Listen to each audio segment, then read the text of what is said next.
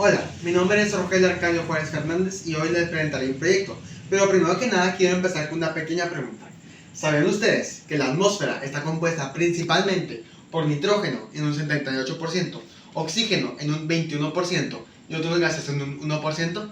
Bueno, pues el nitrógeno es vital para la creación de proteínas, ácidos nucleicos, entre otras moléculas que son indispensables para los seres vivos, pero es especialmente importante para las plantas, ya que forma a la clorofila, la cual, como es muy bien sabido, es imprescindible para el proceso fotosintético.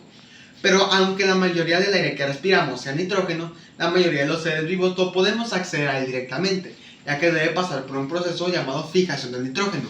Dicho proceso que todos los microorganismos del suelo pueden realizar para posteriormente llegar al ser humano mediante la cadena alimenticia.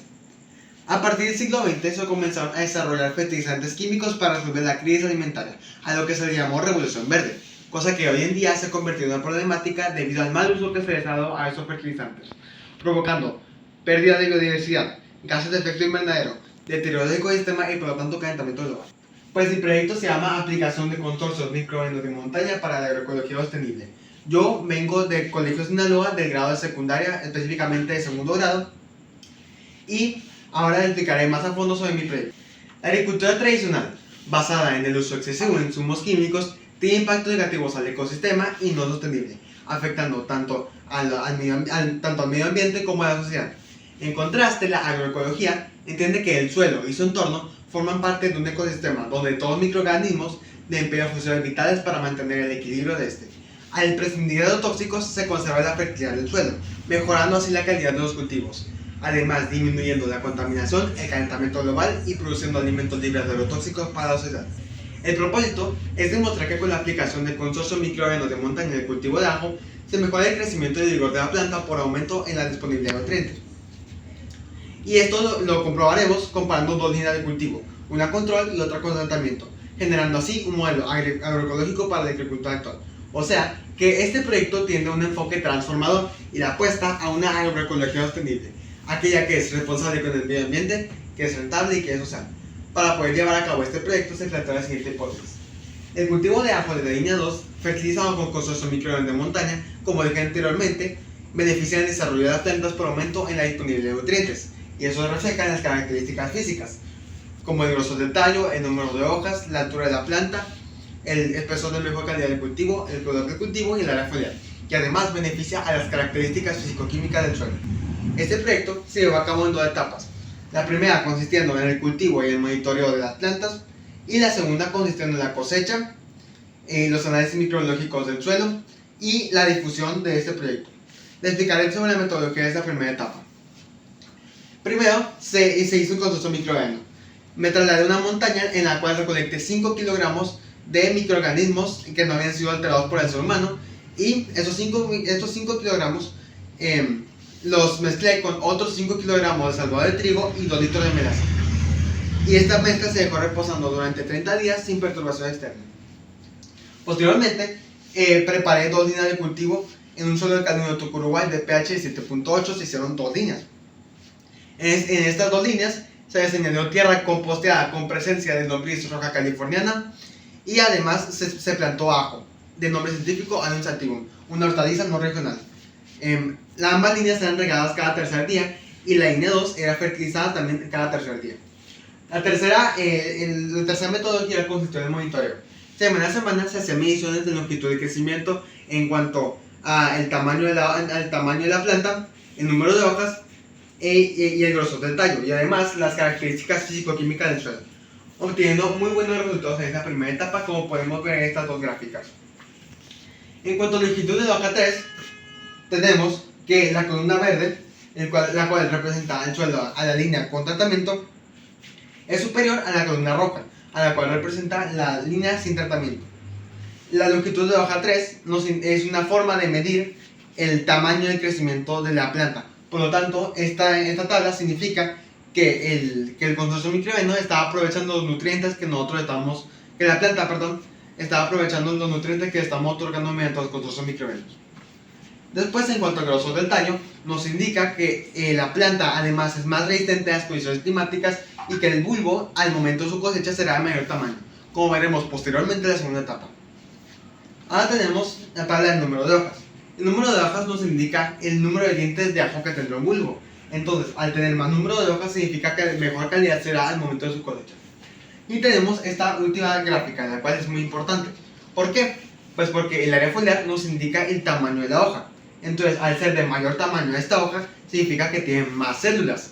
Tener más células significa más cloroplastos. Y tener más cloroplastos se traduce en mayor proceso fotosintético y en mayor producción de biomasa, porque tiene más clorofila. El consorcio microbiano con el que se regaba la línea 2 está compuesto principalmente por microorganismos termófilos, bacilos acidófilos y hongos. Estos, mediante su metabolismo, crean ácidos orgánicos, como el ácido málico, el ácido láctico y el ácido cítrico. Estos ácidos, mediante reacciones químicas, convierten a las sales minerales que no son asimilables para las plantas que están en el suelo en algunas que son asimilables para las plantas, como el fosfato, sulfato, fosfato y nitrato y amonio. Estos son aprovechados y absorbidos por las plantas para crear las biomoléculas de la vida. Ahora tenemos esta tabla sobre las características físico-químicas del suelo en cuanto al pH y la conductividad eléctrica. El pH nos indica la calidad del suelo y el pH ideal para el crecimiento del ajo es de 6 a 7.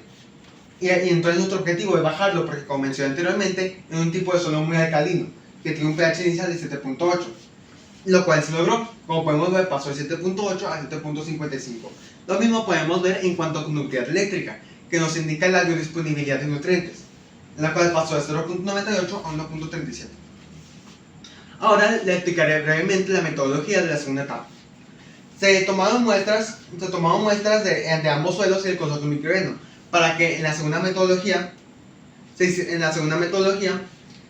con ayuda del Dr. Miguel Ángel Ángulo Escalante y del Centro de Investigación para Alimentación y el Desarrollo del Noroeste, se hicieran análisis microbiológicos para cuantificar e identificar los microorganismos presentes en el suelo. Después veremos cómo fueron con esos análisis. Posteriormente se aprovecharon las 10 muestras de ambas líneas de ajo, para que en la cuarta metodología se comparara la calidad en cuanto a la masa del bulbo, en cuanto al follaje y en cuanto al desarrollo radicular, obteniendo también muy buenos resultados en esta segunda etapa. Estas tres tablas son complementarias. ¿Por qué estaban preguntando? Pues porque el follaje, como vimos en la primera etapa, con el número de hojas, indica más número de dientes, lo que aquí se puede comprobar, teniendo una diferencia de 17 y 24. Entonces, más follaje significa más número de dientes, y al tener más número de dientes, significa que de mayor masa es el bulbo. Por lo tanto, esas tres tablas se complementan. Ahora tengo mis tablas favoritas, y las más importantes en mi opinión, la de los resultados microbiológicos, la que podemos ver un gran índice de diversidad biológica es de 5.09 en el suelo tratado, lo cual es impresionante, destacando porque un índice de diversidad biológica normal y muy alto, uno alto ya, es de 3, pero podemos ver que este número se pasó sin precedentes. También he de destacar en la cantidad de bacterias fijadoras de nitrógeno y solubilizados de potasio, pues estas dos son muy importantes para la etapa en cuanto al nitrógeno, para la etapa del crecimiento, y el potasio para la etapa de la creación y desarrollo del fruto. También he de destacar estas dos últimas tablas, que son de los fitopatógenos, en la cual podemos ver que el consorcio microbiano tiene una población de microorganismos y nematodos fitopatógenos. Para fomentar el modelo agroecológico entre los más pequeños, decidí dar clases sobre ese tema en la escuela primaria Profesor Marco Mora Aguilera, creando un huerto agroecológico. Como conclusión, tengo que este tipo de proyectos fomenta la adopción de prácticas agroecológicas y contribuye a la sostenibilidad ambiental, además de producir alimentos libres de los tóxicos, mejorando la calidad de los suelos para futuras generaciones y remediando el calentamiento global.